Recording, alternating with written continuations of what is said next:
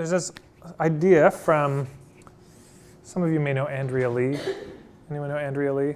She lives around here, wealthythoughtleader.com, lovely woman. She wrote a book called Pink Spoon Marketing, and this is where this comes from. Though this idea of the sales funnel is certainly older than that book. But here's the idea. If you go to an ice cream shop, there are a number of things that you can get. The first thing you can get at an ice cream shop is the pink spoon, the little sample, the free sample of ice cream. If you really like that, you can get a ice cream cone.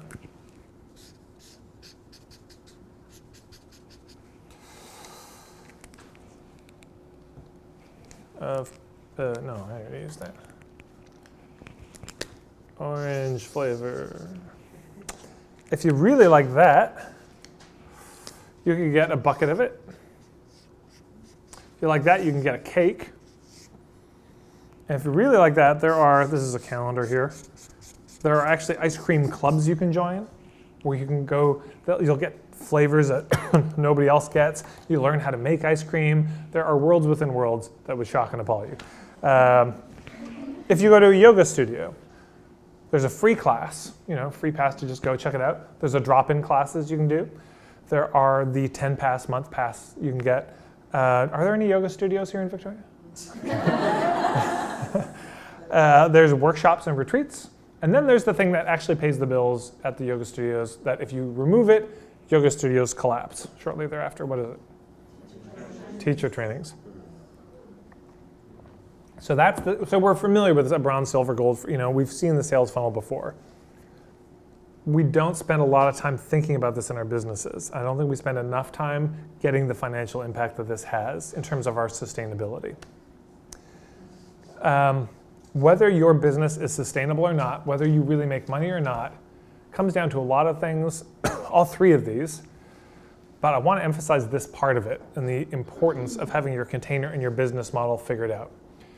Often when a business is struggling, it's because they haven't figured the structure out right, or they don't have one. Here are some terrible business models I'll give you. Nothing but pink spoons. That's like you at the park giving out pink spoons of ice cream, and at the end of the day, you have no ice cream, and you're alone and sad, and no ice cream to console you. The worst. That obviously doesn't work, just giving away things for free all the time, little samples. Here's another one that doesn't work. Only the teacher trainings. Imagine how ludicrous it would be to go to a yoga studio and be like, hey, I was wondering if you have any drop-in classes. Oh, no, we haven't done that for a while, but we've got this amazing teacher training in Tulum, and it's so beautiful there this time of year. And this teacher, Cole, he's so great. You know what I'm saying? And you just be like, that's a little too much, too soon. I'm not ready to commit because I don't know who you are. I don't feel safe yet. Why would I drop like $4,000, $6,000 to go there with no sense? Clearly crazy.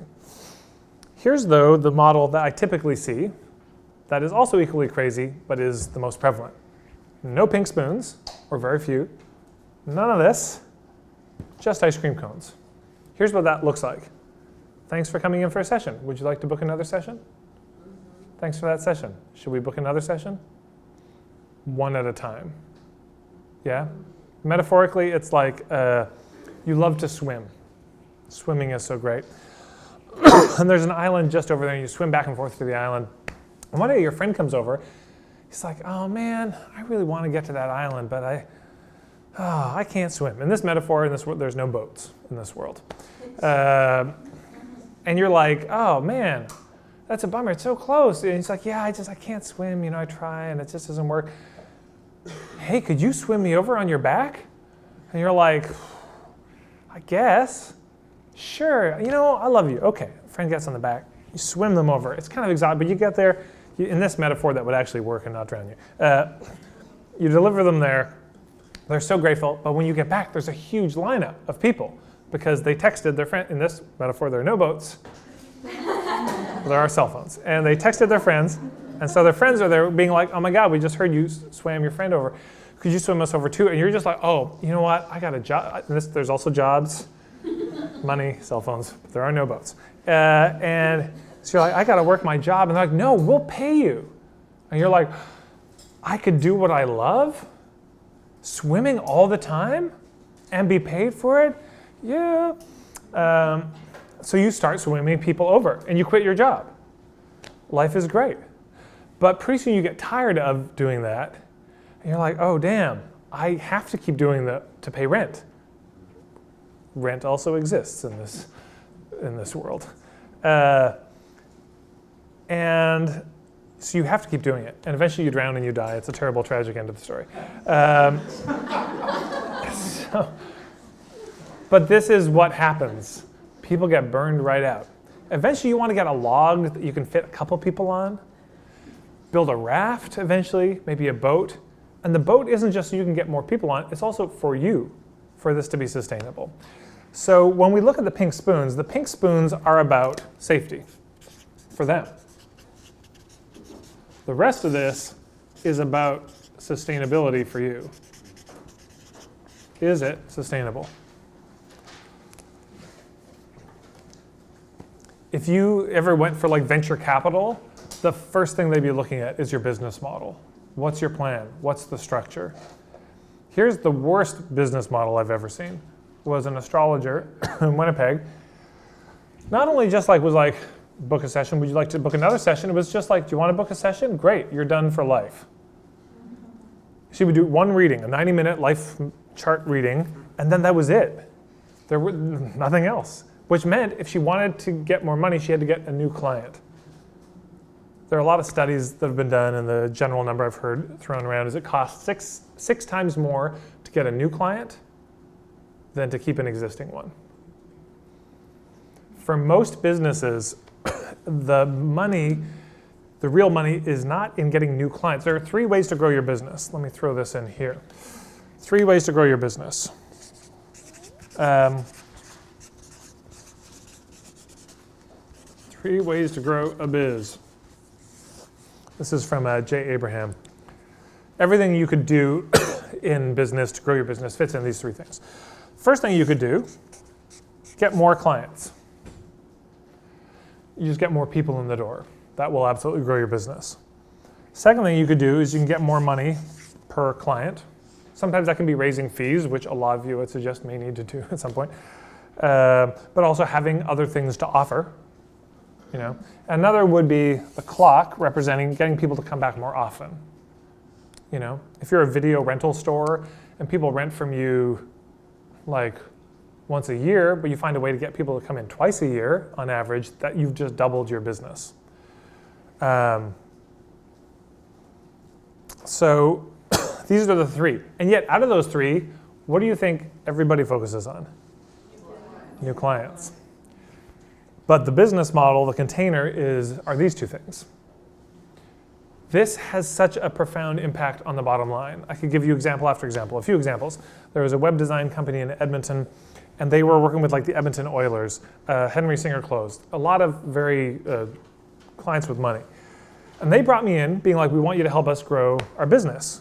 But what they meant was get new clients. And I was like, I get that you want new clients. I said, but you already have 20 clients who are awesome. I'd be more curious to look at these 2 things. And so what we did is we made a spreadsheet, all of their clients and then all their services. And there were about 30 services and products that they could offer. And I had them go through and color code it. So they blacked out anything that their clients already had. So the Edmonton Oilers have this and this and this and that. In red, they put the things that that client should not ever have. Like if their client was like, hey, can we get this widget? They'd be like, no, you don't need it. We refuse to give it to you. Yellow was for like maybe, green was for why don't they have it? We should be talking to them. So it was this Rastafarian looking spreadsheet in the end. I then had them look at, I said, if you sat down with the Edmonton Oilers and you went through this whole process of sharing this, how many of these things do you think they'd say yes to? And there was like easily 80%. Like our clients just do whatever we say, basically, they trust us. I haggled them down to 20% because I wanted to work with extremely conservative numbers. Had them look at how much they would spend for each of those things. 20% of all of that, and it probably would have been more, was about $120,000. Just sitting there. Yeah, another example from my own business. So I've traveled around doing these workshops, weekend workshops. I mostly do them in Canada, some in Europe. I don't do a lot in the States because it's illegal to do it in the States. and I've been turned away from the border twice. I don't want to talk about it. Apparently you need a round trip ticket, and bringing a wedding ring when you cross the border is not a great thing. Just a heads up to you all. So anyways, I don't do a lot of workshops in the States, and yet there are people in the States who want me to come down. I get emails from people in Chicago or New Hampshire, and laugh at my suffering, Nicole, thank you. But they want me to come down, and yet I'm not going to go down there. So that's money on the table. So years ago, a couple years ago, I was like, why don't I do a virtual program? Like over the phone, I'll take the content of the weekend, divide it over 6 weeks. It was the first time I'd done it, so I offered it up, $200 per person for the 6-week program, which to me was like super cheap, but I was like, it was the first time, so I just put it out. 40 people said yes. That's $8,000 that had not existed for me before when I added that to the sales funnel. Because up to that point, all they could do was maybe work with me one-on-one, but at that point I was charging $200 an hour. Or they could fly in to see me, or buy maybe the one product I had on my website, which was like $29. Those were their options. But now they actually had something they could buy. And you might be shocked how many more things your clients might want from you in different ways or different formats. Then I was really getting into helping people figure out their niche, so I created a 6-week program called Niching for Hippies. I offered that out for $300. I felt it's like, I'm raising it $100. And I had like 50 people sign up for that, which is like $15,000. That hadn't existed for me before, but was always there. Does that make sense? Like just because I'd never offered something, so they had no chance to say yes or no to it. Then I did it again the next year. I charged $600, and I still got 40 or 50 people, which is more. So that figuring out how to build my sales funnel out has made my business a lot more financially sustainable. And that's my hope for you. Because there's this idea in business of the lifetime value of the client. We won't get into it in a lot of detail. But it's this idea of thinking of what is the back end financial worth of a client. Because most of the times people think, well, this person comes here, they spend $75 on a massage. And so it's like, I wouldn't want to ever spend like up to $75 to get a new client. But what if that client was coming back 5 times a year for 3 years? That's, oh, damn it. That's more than $75 is the point. But most of us don't think about the lifetime value, the back end there. But I would invite you to ruminate on what that lifetime value might be for you and your clients. I promise you it's more than like $200 or $300. And yet, sometimes we're so stingy about spending money to get clients. But long term, the value is there. And that can be expanded by making the business, the sales funnel more robust when you figure out something else to add. So fundamentally, when we're talking about this sales funnel, there are products you might add that you could sell. There are programs you might decide to offer beyond just one-on-one treatment. And there also may be programs, products, and packages. And so packages might be just offering like a series of 10 sessions or a series of sessions focused on a particular issue. If you're really interested in more on this, I would check out pinkspoonmarketing.com. It goes into a lot more detail in this whole philosophy. I just have a question. One of the things I struggle with is trying to figure out what would be the pink spoon amount and then what would be the pink spoon amount? Yeah, to sort of not give too much away. Yeah. Or think, oh, well, everybody knows that part already, maybe they don't. It's trying to kind of graduate. It's the hardest. It's tricky. Yeah. Does anyone else resonate with that? Where it's like, what do you give away for free? What do you like? How much do you charge for? It is tricky. That's something I know I wrestle with all the time. I've got a book coming out called The Niching Spiral. It's not ready yet, but you can see the sales letter in process at nichingspiral.com. But it's there's parts of it that I'm like, I want to give away for free, and there's like a video, and I'm not sure whether to include that just on the sales page so people get what it is, or to put that as a bonus. So it can be tricky, yeah. One thing I've also found is that people go too far into giving things away, it leads to a perception of your services aren't as valuable, aren't worth as much. So yeah, there's an art to this. If you give away things that help people understand your platform and how you see things, that does not diminish. If you give your services away for free, I mean, you've probably, I imagine everyone here has had this experience where you're like, I like you, I want to help you, I'm going to give you my service for free, and they just did not value it. Maybe didn't show up on time, didn't like take, and you're like, I just gave you this for free, and it's so frustrating, So when we talk about the pink spoons, by the way, here are a few examples of what this can be, because the safety thing that got brought up earlier, so important. Lowering the risk of taking the first step. This is where pink spoons are invaluable. So again, the pink spoon is just a sample. It's just a taste of what you do. So this gets used a lot. Bakeries use this, grocery stores use this, perfume stores use this. And the point of the pink spoon specifically is not to try to get you to say yes. It's not there to convince you of anything. It's genuinely there to help you figure out if it's a fit. That's it. So what can a pink spoon be?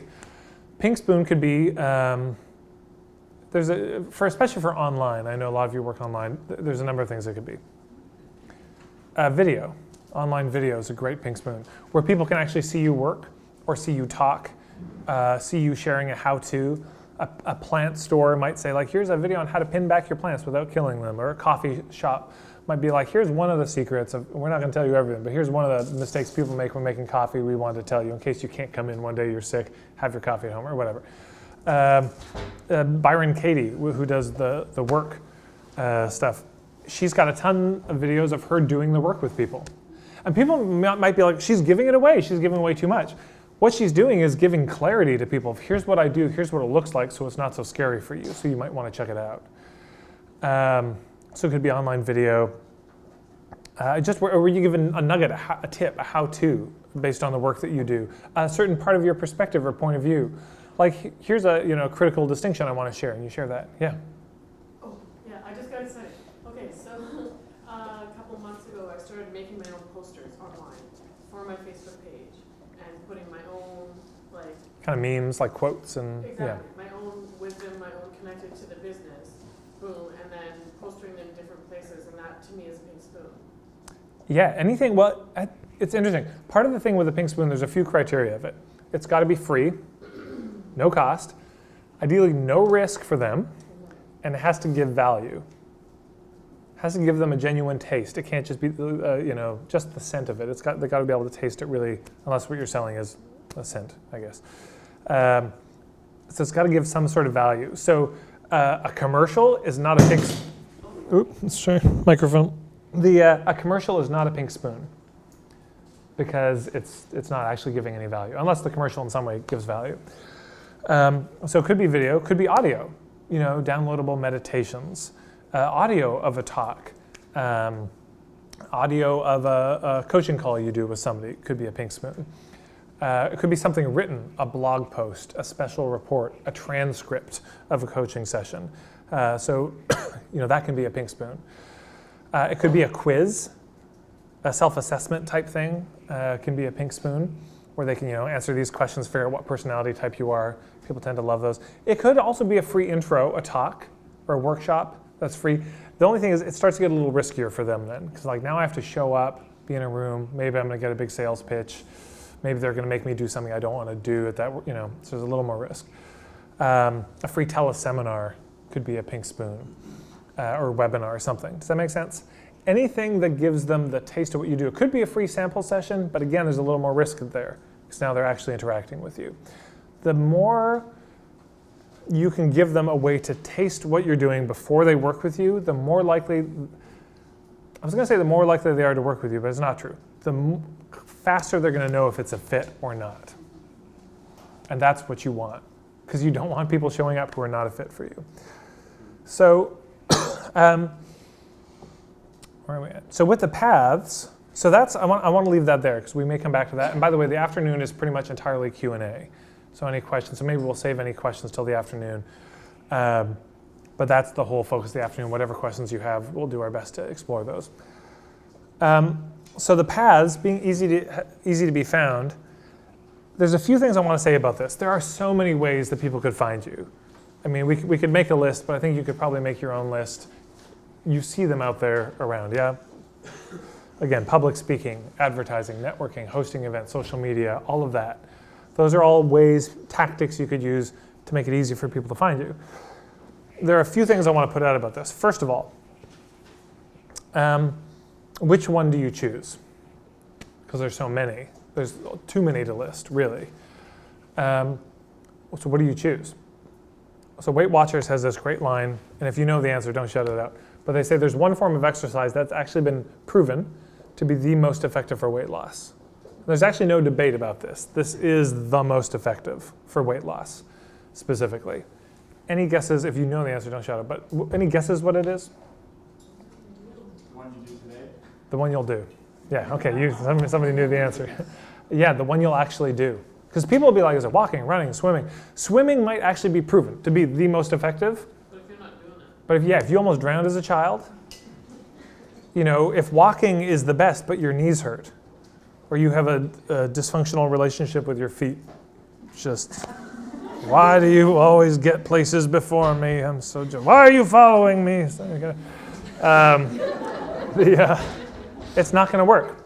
And it's the same with marketing. Public speaking is a great form of marketing, unless you are paralytically shy and cannot get up in front of people. Raise your hand if you love writing. You just write all the time. You're always writing. Great form of marketing for you. If you hate writing, you're just like, God, I can't do it. It's not the best for you. Raise your hand if you love social media. You actually secretly I love being on it. Great. Raise your hand if you hate it and you're trying to get off it. Okay. Some of the same people who haven't, so yeah. So if you hate it, it may not be the best thing for you. Networking is great. Some people I could throw in a room full of people, of strangers. By the end of the night, they would have met everyone, introduced everyone to everyone. They would be sitting there regaling their new friends, crowding around them with stories. Other people would have drunk themselves into oblivion in the corner, quietly, and just waited for the evening to go. So for the profound introvert, networking may not be your best thing. But for an extrovert, it might be. So they all work. This is the main thing I want to say. Everything works. I know people who've built their businesses by doing morning radio talk shows. That's their main path. They just I love being in my pajamas on the radio. I get a kick out of it. I'm an early bird. Some people do it just through talks and presentations. But if you go to workshops, they'll be like, you have to blog. You have to do public speaking. You don't. You don't have to do anything, but you have to do something. Yeah? There have to be some paths. There's got to be some way that people can find you. But it doesn't have to be any particular thing. It could be whatever mix works best for you.